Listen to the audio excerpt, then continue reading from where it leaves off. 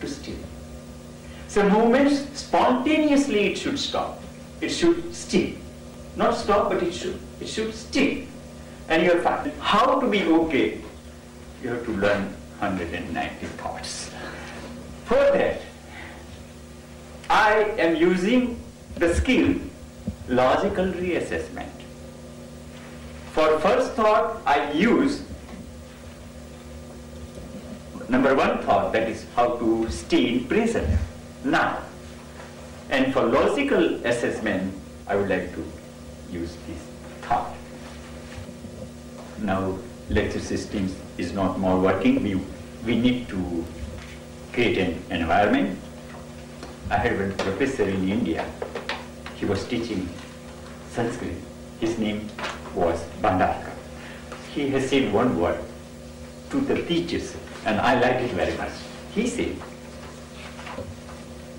teachers, create an environment for self-evolution. They do not teach, but they should create an environment. So Patanjali says the same thing, just to create an environment for self-evolution. So what we need then? For self-evolution, we need integrated personality. Now, normally I just go to the many more psychologists of West and East. They say one word, which I like. At the age of 5, if you can remember, if you felt okay, and everything fine. You can learn yourself. You don't need anything. Because you can create a teachership in you. At the age of 5, if you feel okay, with whom?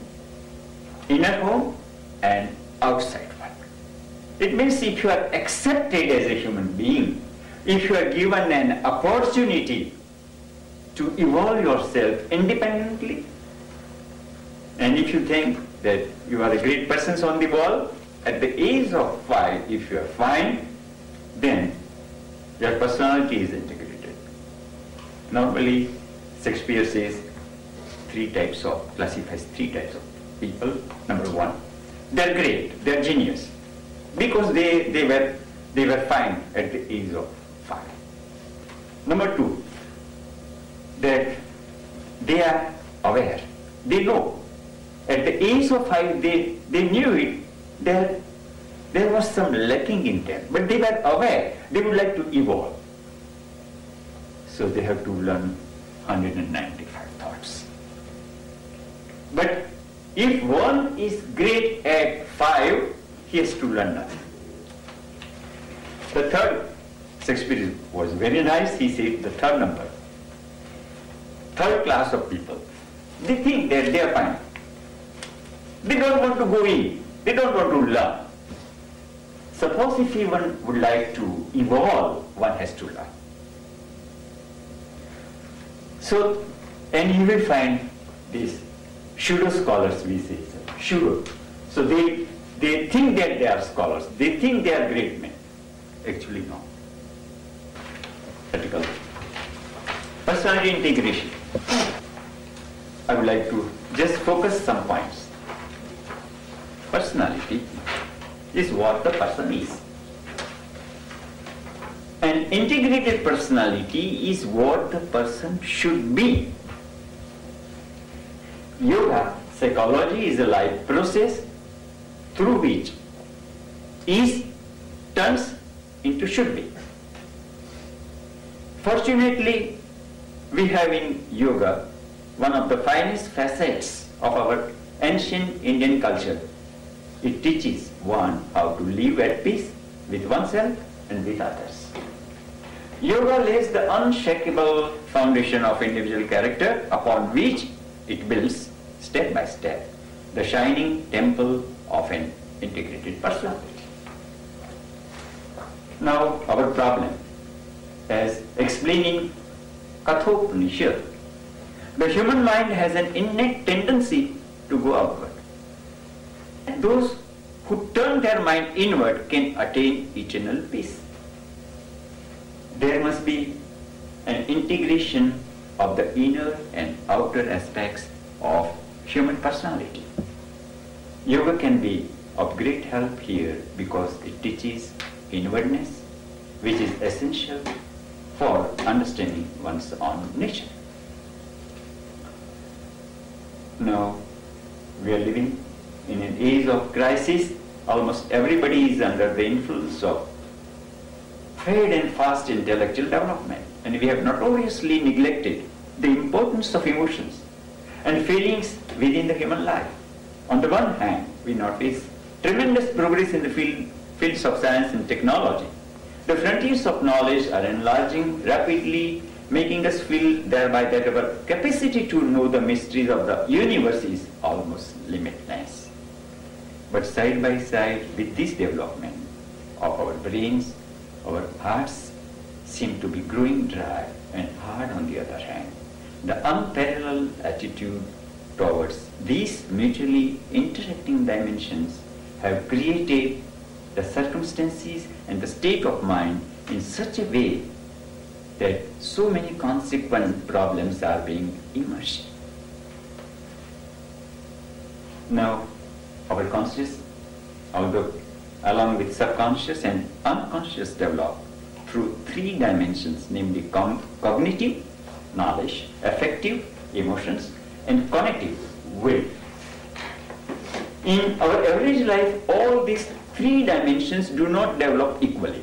Scientists, for example, develop cognitive aspect, while the artists develop affective aspect in comparison with other two aspects. The three dimensions refer to three golden concepts of Indian psychology, Satyam, Sundaram, Shivam.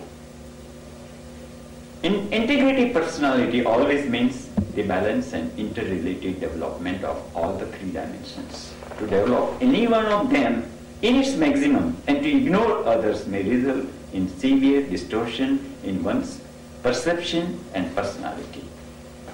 Personality change can emerge not only through asanas, that is physical position, but through personal thinking. It is better for people to change their attitudes along with their physique. Flexibility in beliefs and actions is the first necessary precondition for personality change. Also, know about I. Second paragraph, I, that is ego, is a central core of one's personality. As soon as one involves the ego factor in the matter perceived, real knowledge will be far from us. It seems that reconsideration is essential for this concept. No personality can exist in absence of I. I reflects at various levels. I, first, your first understanding with the I of simply existence. Second is am, I am, identity with existence. The third is I feel that I am. This is a feeling of separate entity. I know that I am, to know the separate existence. And the last is I know that what I am, introspection about I, self-introspection, and it will take us to self-perception. And for personal integration, these are the one Irish digest at the end. To handle yourself, use your head. To handle others, use your heart. Now, switch over to the normal position of today's worker, escaping from what? But yoga can help in this way. For mindfully working, yoga is with us, picture is here. Then coming to next point. During work hour, one may need yoga for betterment. You can see the picture here.